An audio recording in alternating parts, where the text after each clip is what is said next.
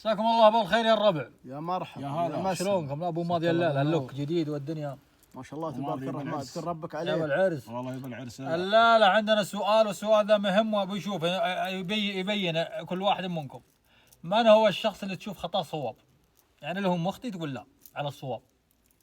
والله هذا الشخص اللي المحبوب. ها؟ المحبوب الشخص اللي تحبه ايه هذا طال عمرك لو يخطي تعتبره صح.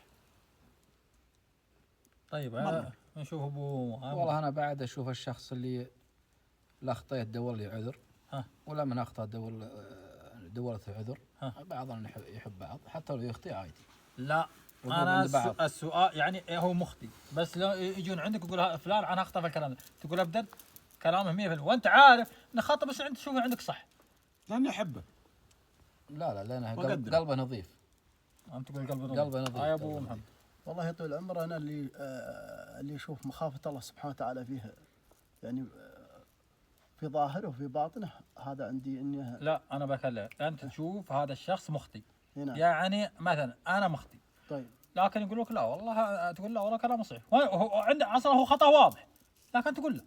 لا والله ما نبقى، انا بقول مخطئ، ما نبقى لانه ما لا والله بقول مخطئ، لا شفته مخطئ. لا والله بقول مخطئ، وبعد الصحيح. لا والله لا حبتها انا. والله العظيم والله احبه ولا ما احبه، اني لا اقول مخطئ. تقصيره يا ولد تراك مخطئ ترى. انا وافق ابو ماضي على الراي، لان الشخص المحبوب إيه.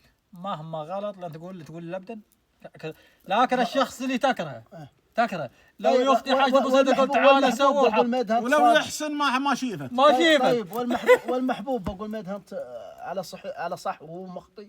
بعضهم يقول ما يشوف خطا. كل واحد له وجهة نظر. هذا وجهة نظري انا، وافقني. وافقني لا من شفته مخطئ بقول مخطئ. لا